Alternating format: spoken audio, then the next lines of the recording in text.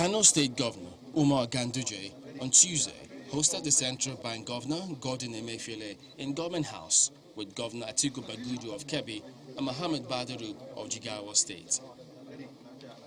Gordon Emefiele says diversification of the Nigerian economy demands hard work, as President Muhammadu Buhari's policies are all geared towards sustainable development. Your Excellency, I'm very delighted again today that we're here to bring into light some of the visions of President Muhammadu Buhari. We thank you immensely for joining us in the vanguard to ensure that President Muhammadu Buhari has a legacy to present to Nigerians by the time he bows out of office. Governor Umar Ganduje, who was delighted to show off some of the administration's projects in the state, like the soon-to-be-completed Muhammadu Buhari Bridge, the Cancer Center, amongst others, disclosed that one of the major gaps in the agricultural sector is producing Nigerian machinery. The major gap that is existing in agricultural production is mechanization of agriculture.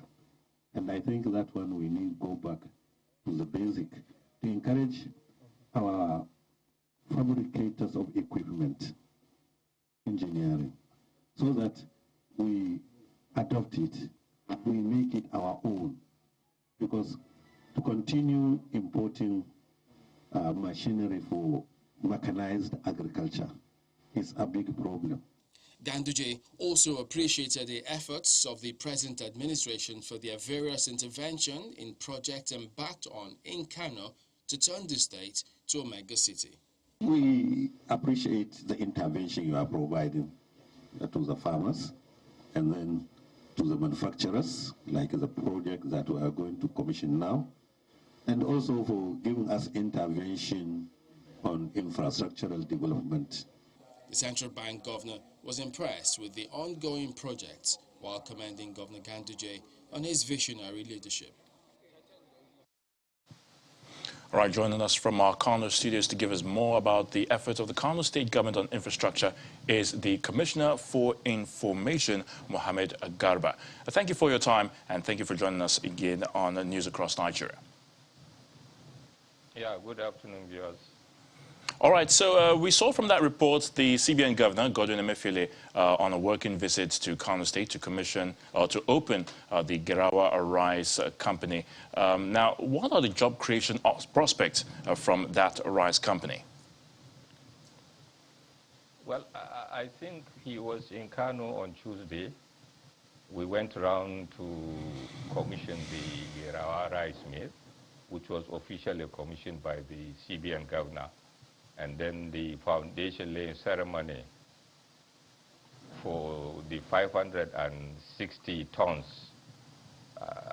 also rice mill. And if you look at the number of the youth who were employed in this two rice mill, I can tell you we have quite a number of them. We are talking of thousands of youth that were employed, and actually they were not only used from Kano. There are quite a number of them who are from Jigawa, Katsina, and some neighboring states who are residing in Kano. So I think we are indeed very happy as far as that issue, the project is concerned, and it is really helping government in terms of addressing the issue of unemployment here in Kano State. So let's talk about transport infrastructure, which I know is critical to moving raw materials and produce from one destination to another. Now, particularly in Nguduwawa community, where the rice mill is located. Tell us more about the state government's investment in this regard. Well, if you look at the road network, probably all over the state, since when the governor was inaugurated, 2015 to date, I think we have done a lot in terms of infrastructural development, especially in the area of road networks.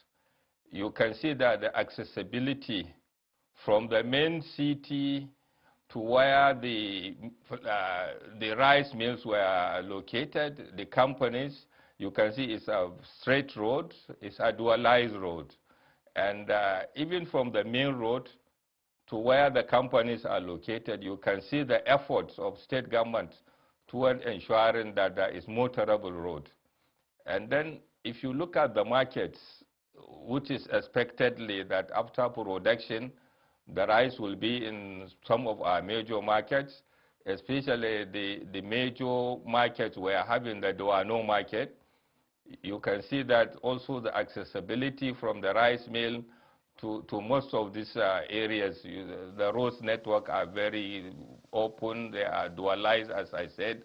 So as far as the issue of road network in terms of conveying the materials, I think we don't have problem with that.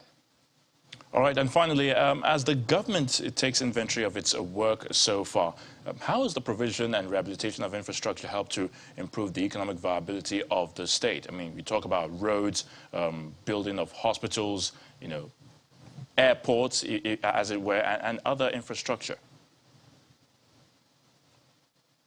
Come again, please.